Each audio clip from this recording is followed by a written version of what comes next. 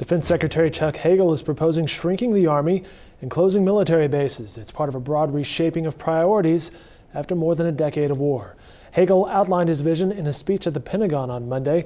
Now, the speech comes just a week before President Barack Obama is to submit his 2015 budget plan to Congress. Under the Hagel plan, which Congress could change, the active duty Army would shrink to the smallest it's been since just before the U.S. entered World War II. And joining us from Washington with more is the Oklahoman's Chris Castile. How are you today, sir?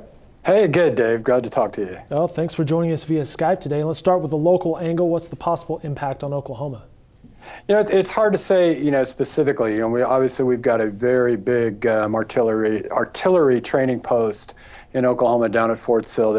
I think they've got right at about 10,000 active duty troops, but they also moved like 30,000 students through down at Fort Sill a year, training in air defense artillery and field artillery. It's hard to imagine that this won't have an impact on both the active duty components down there. They've got an air defense artillery brigade and a field artillery brigade, and on the number of students that they train over the next several years. I mean, this is a proposed 13% cut in Army active duty force structure, over the next 5 years or so. So, as I say, it's just hard to imagine Fort Sill not being involved in that cut. Also, they're proposing cuts to the National Guard, about possibly 20,000 nationwide National Guard cuts. I think they're talking about going from 355,000, to 335,000 over the next 5 years, and that's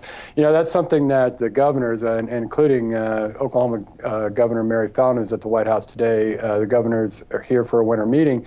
Met with the president, and she and others said, look, these National Guard cuts are just extreme. We don't. We need them. She mentions more, the Guard response after the tornadoes last year, and it's all kinds of disaster response, that they do, not to mention the fact that they serve, huge roles in Iraq and Afghanistan. So there's going to be definitely some friction between the governors and the administration over this. We're chatting via Skype with Washington, D.C. reporter Chris Castile from the Oklahoman. And Chris, my second question to you is, why is this happening? And perhaps the bigger question is this as bad as it's going to get? As to the first question, I think everybody knows, they're really into budget cutting mode here. You started in 2011 with the whole, Budget Control Act that included sequestration, a term that we're now probably overly familiar with. And it mandated these cuts. And they had already, even before sequestration, even before that big budget agreement in 2011, the Pentagon had agreed under, I believe it was Secretary Gates at the time, to cut $500 billion over 10 years. Well, then the budget agreement imposed cuts on top of that. So, and obviously you've got, two wars that are over, almost over with in terms of combat fighting. And, it's been over in Iraq and it's ending this year in Afghanistan. So there's obviously opportunities to cut, but what the Pentagon says, this is just too much too fast. And and to the second part of your question, could it get worse? Yes.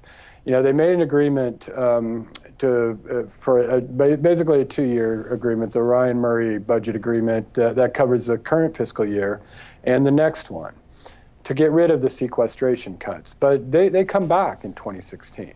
That whole scenario is going to be revisited if again Congress doesn't get involved and in some way alleviate these cuts. And what Defense Secretary Hagel said today is, instead of getting down to 440 to 450,000 Army troops, they might have to go to 420,000, which would be about 100,000 fewer active duty U.S. Army troops than are on duty today.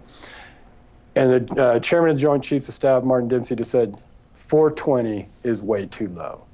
So it could get worse, and we're probably a year and a half away from seeing whether it does.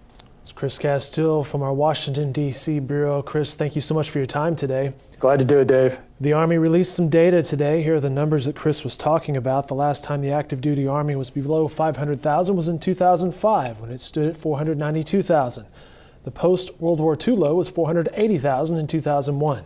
Now, back in 1940, the Army had 267,000 active duty members before it surged to 1.46 million the following year as the U.S. approached entry into World War II. For more on this story, Chris Castile will have articles in the upcoming editions of the Oklahoman and, of course, online at newsok.com.